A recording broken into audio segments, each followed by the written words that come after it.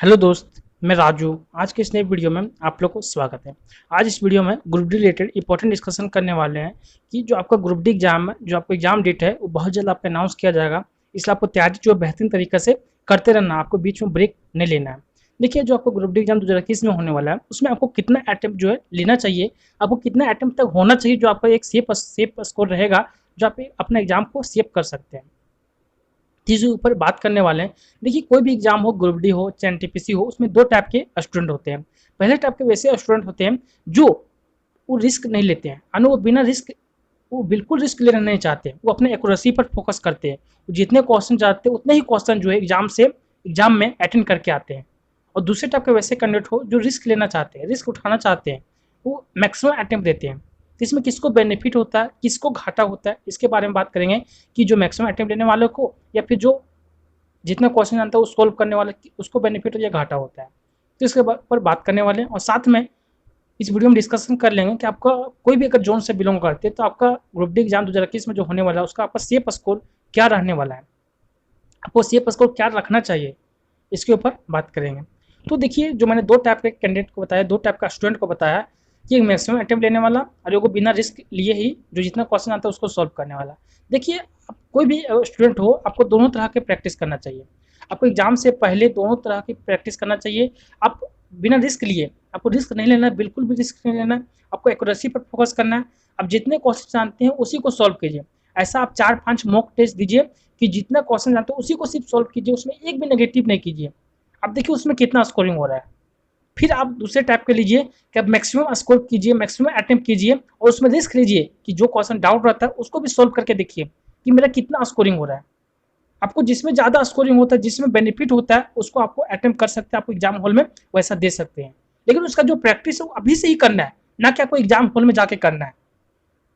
इसलिए अभी से ही जितना भी समय बचा है उसमें आपको प्रैक्टिस कीजिए कि मेरा स्कोरिंग किस में होता है। आपको जिस जो भी बेनिफिट लगे, आपको ज़्यादा एक्यूरेसी पर अगर ज़्यादा आपको उसमें मार्क्स आ रहा है, जैसे कि आप जो सही जानते हैं, जो वही क्वेश्चन सॉल्व करते हैं उसमें ज़्यादा स्कोरिंग हो रहा है, तो उसको आपको एग्जाम हॉल में भी देना है उसी तरह। या फिर आपको मैक्सिमम अटेम्प्ट दे करके कुछ क्वेश्चन रिस्क उठा करके अगर उसमें ज़्यादा स्कोरिंग हो रहा है तो उसको आपको सॉल्व करना है।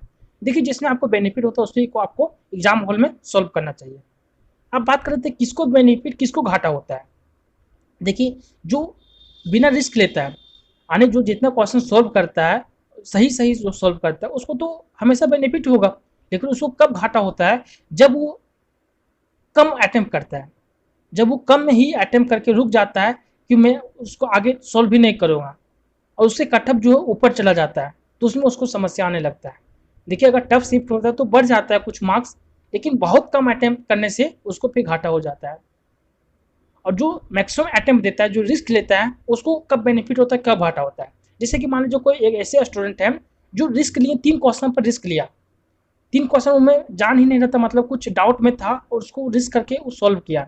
3 क्वेश्चन में अगर तीनों सही हो जाता तो उसको पूरा बेनिफिट हो गया। अगर 3 क्वेश्चन में एक क्वेश्चन भी गलती हो जाता है तो उसको भी फिर भी बेनिफिट है। देखिए, उसको कब घाटा है, देखिए 3 क्वेश्चन में अगर 2 क्वेश्चन अगर गलती हो गई तब घाटा है, 3 क्वेश्चन में तीनों गलती हो गई तब घाटा है, क्योंकि 1/3 नेगेटिव होता है। अगर 3 क्वेश्चन में अगर एक क्वेश्चन अगर गलत हो रहा है तो देखिए कितना, इसमें 2 क्वेश्चन मेरा सही हो गया, उसमें से 0 पॉइंट अगर 33 घटा दीजिएगा तो 1.66 मार्क्स मेरा बढ़ा। उसी तरह अगर तीनों क्वेश्चन गलती हो जाने से घाटा होता है। इसलिए आपको आप यही से प्रैक्टिस करना चाहिए कि मुझे किस में बेनिफिट हो रहा है, तो उसी तरह आपको जो अटेम्प्ट करना चाहिए। और देखिए, आपको जो ये ग्रुप डी एग्जाम है, ये आपका सिंगल एग्जाम होता है, इसमें जो मेरिट एग्जाम है, इसलिए आपको इसमें रिस्क लेना भी पड़ेगा और आपको एक्यूरेसी पर फोकस करना पड़ेगा। इसमें आपको ज़्यादा अटेम्प्ट कीजिएगा तभी आपको जो बेनिफिट दिलाएगा, क्योंकि ये आपका मेरिट का एग्जाम होता है, इसमें एक ही एग्जाम होता है। इसी से आपको जो डिसाइड होगा कि आपका सिलेक्शन होगा कि नहीं होगा। इसलिए आपको मेहनत जो है एक बेहतरीन तरीके से करना है और आपको एक अच्छा स्कोरिंग करना है। अब बात कर लेते हैं कि ग्रुप डी एग्जाम में आपका जो है स्कोरिंग कितना होना, सभी जोन का जो आपका स्कोरिंग कितना रह सकता है। देखिए, आप कोई भी जोन हो, अगर आपका जो अभी जो मॉक टेस्ट दे रहे हैं उसमें आपको अगर प्रीवियस कटअप को अगर पार कर रहे हैं, अगर प्रीवियस कटअप जो नॉर्मलाइजेशन मार्क्स अगर पार कर रहे हैं तो भी आपका सेफ स्कोर है।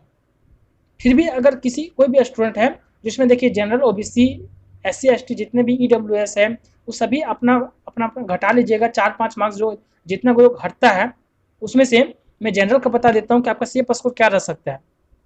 देखिए कोई भी जोन हो, अगर आप 70 से 80 के बीच में आपका अगर रो स्कोर रहता है, तब कोई भी जोन हो आप सेफ रहिएगा। देखिए मैं आपको खुश इसलिए नहीं करना चाह रहा हूँ, अगर मैं कम बता देता हूँ तो फिर आप अपना जो है ज़्यादा फोकस ही नहीं कीजिएगा। अगर कम स्कोरिंग में क्या होता है कि कम स्कोरिंग बता देने से बहुत सारे ऐसे यूट्यूबर है जो कम ही बता देता है कि आपको इतना ही सेफ स्कोर आने वाला है, तो फिर आप उतना मेहनत ही नहीं कीजिएगा। अगर मान लीजिए बाई चांस अगर नहीं किया उतना, इसलिए आपको जितना ज़्यादा टारगेट मार्क रखिएगा उतना ही आपको बेनिफिट दिलाएगा। अगर मान लीजिए आप 80 का टारगेट रखते हैं तो आपको उससे 5 से 10 नंबर कम कर दीजिए, 70 नंबर आपको आएगा ना सेफ स्कोर। अगर 70 नंबर टारगेट रखते हैं तो आपका 60 आएगा, 5-10 नंबर घटा दीजिए, 60% तो आएगा।